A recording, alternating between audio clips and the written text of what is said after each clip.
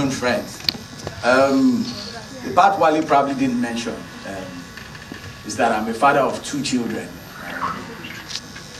One is 11 years old and the other is 9 years old. Now, 47 days ago, I had the rare privilege to spank my son for the first time. When I say rare privilege, it was a really very rare privilege because in 11 years, I had never laid my hands on him.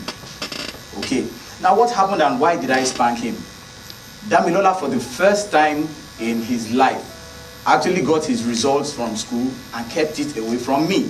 So the results came out on a Monday, and then I knew the results had come out. I expected him to bring the results home. I didn't get it on Monday. On Tuesday, I waited for him to tell me about his results. I didn't get a feedback on Tuesday. So on Wednesday, I went to the school and met with Damilola's teacher and asked for his results, and then I got an extra copy of the results. In all my anger, I went back home, and with my belt, this was a 17-minute drive to the house. My anger did not reduce. I got home, and with my belt, I told him to kneel down on the floor, and then I started to flog him. He was wailing, he was weeping, he ran away from the sitting room, ran all the way downstairs. I ran after him, the neighbors came around, I flogged him back all the way upstairs. I had never done this in 11 years. I left home in anger and went back to the office. Of course, I couldn't concentrate. I felt let down. Damilola knelt down on that same spot and decided not to get up. Now, 2 hours after he had been doing that, this was long after I had left the office anyway, long after I had left home. 2 hours after he had done that, I got a call from home saying Damilola was still kneeling down.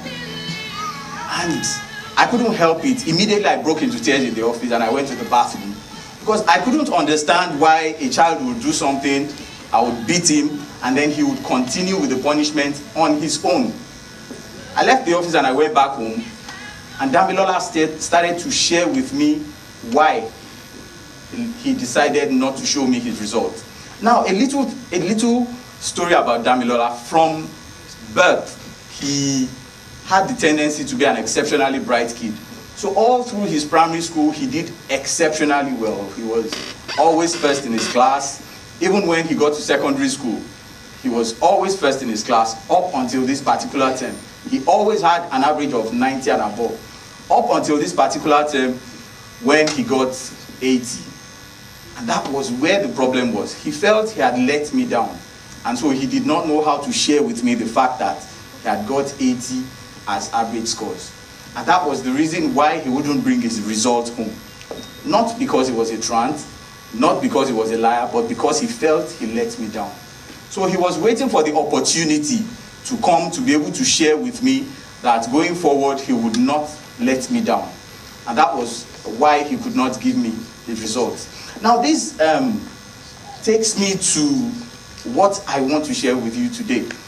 I'll be speaking on the children, our future, and I'll check every facet of our current life to find out if truly the children are our future. Let's look at the 5 senses. Okay, and that is sight, isn't it? There's sight, isn't it? Okay, there's touch, there's taste, there's smell, and there's hearing. The things you see as children, do they put you in a position to actually see yourselves as the future? On the TV, on a daily basis, we see pictures of war, rumors of war, deprivation, children, soldiers. All of this we see on a daily basis on the internet, on electronic media. Do these things put us in the right perspective to state that we are truly the future of tomorrow? When a lot of us have been murdered in wars, when a lot of us have been exposed to the things that we should not be exposed to. Now, I want you to think deep as children and see whether we, as adults, have let you down. Have we encouraged you to see the right things that will make you look at the future as being truly yours? I also want us to look now beyond sight, and I want us to look at the second sense, which is touch. What are the things that we touch on a daily basis? Do these things put us in a position where we will see ourselves as true leaders of the future? What are the things that our hands lay on a daily basis? Are we touching things like bullets? Are we holding guns and fighting people? We've heard stories of children soldiers in Rwanda, in Libya, in several countries of the world. Our parents, have they let us down to the point where, rather than building us to become the leaders of the future, they are making us current warmongers and fighters in these nations? We look at taste. What are the things that we taste on a daily basis? Are we tasting things that would ensure that our health is in a position where we can live up to 70 and 80? Or on a daily basis, are we tasting junk, things that will kill us at an early age? Are we drinking the right quantity of water? Are we taking enough fruits and vegetables on a daily basis? Do our parents encourage us to take this? Or do we even know at all? Are we taught in schools the right things to put inside of us to ensure that we are truly the future? Let's go beyond taste and look at smell. What are the things we smell in our environment? Even in our homes, even in our rooms. Are they properly ventilated? Outside our corridors, are they neat? Have our parents done well to teach us how to clean it properly? Even on the streets, what are the things we see? Garbage. What are the things we smell? There's so much pollution in the air. Now, what does all of this bring?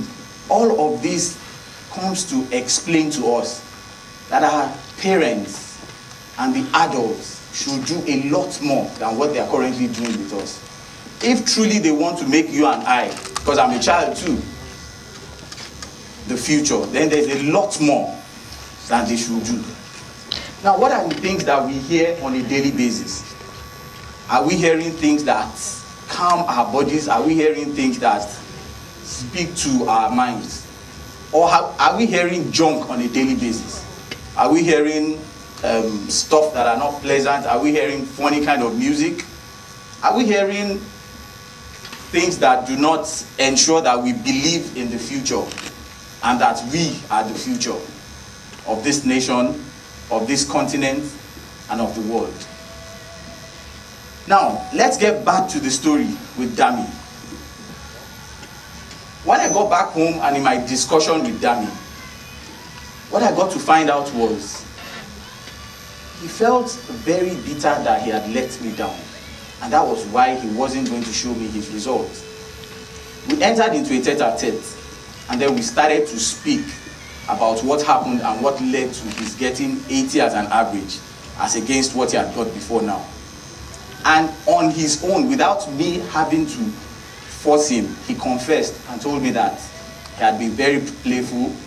He would get to school early, not to go and study, but to go and play table tennis before going to class. That he had found a true love in table tennis and would gladly play it before classes in the morning and would stay back after lectures to continue with table tennis. Now, did I have a problem with him playing table tennis? No, absolutely not. But did I have a problem with him playing table tennis when he was supposed to be getting prepared for school? Yes. So we had a pact between us and we agreed. For the next 1 month, there wasn't going to be table tennis. He also told me that his first love, skating, he had taken it to another level. So every evening as he got back home from school, he would go and skate, and he would skate for upwards of 2.5 hours. Now, these were times usually when he would do his own work. So when it was time to do his own work, he would rush it. It got so bad that even during his exams, he would stay back, he would rush his exams so he could finish on time to be able to go and play table tennis. Now, who was giving me all this information? He was the one giving me the information. Why? Because we sat down and we related like adults. I took him like a friend of mine. In fact, these days what I do is I take him out every time I'm going out with my friends. He shakes them the way I shake them. We wear the same type of clothes. He turns his face cap to the back, I turn mine to the back. When we both, it's the same way. The kind of music I listen to is the kind of music he likes. When I dress up, he comes to check me and says, okay, Daddy, you're looking hip today. And I go out and he's happy with it. Now, what did that do to us? It made us friends. We bonded in such a way that we had not bonded before. Now, Damilola is my son still, but above all, he's my friend. He's my confidant. He's the one person in the world that knows even what his mother doesn't know about me. Damilola is in this room today, and I want to introduce him to you. He's so much of a friend that we even have how we shake now. Thank you very much.